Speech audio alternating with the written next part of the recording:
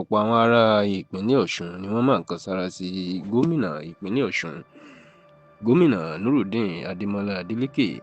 lórí bó ṣe parí ojú ọ̀nà tí gómìnà tẹ́lẹ̀ ní ìpínlẹ̀ Ọ̀ṣun ọ̀gbẹ́ni Abdulrauf Arẹ́gbẹ́ṣọlá tí ó ń ṣe, èyí tí ẹni tó gbàjọba lọ́wọ́ ẹ̀ ìyẹn Alhaji Gbóyèga Oyètọ́lá tí kò parí. Ẹ rántí pé lásìkò tí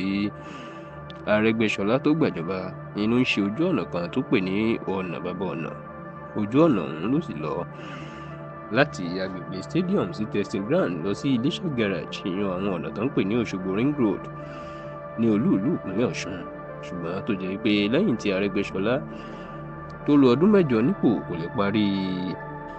ọ̀nà náà, tí ìgbàgbọ́ sì wà pé ẹni tó gbàjọba lọ́wọ́ ẹ̀ tọ́jọ́ jẹ́ ọmọ ẹgbẹ́ òṣèlú kan náà,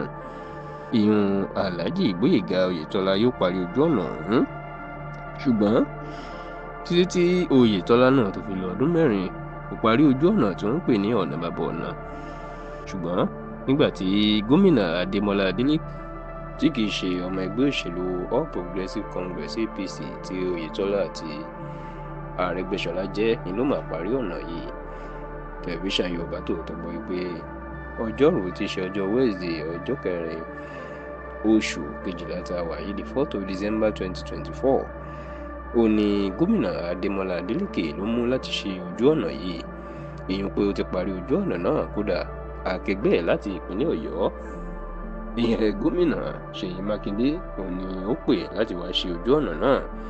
tó sì jẹ́ pé ọ̀pọ̀ àwọn olóyè nínú ẹgbẹ́ òṣèlú PDP ní ìpínlẹ̀ Ọ̀ṣun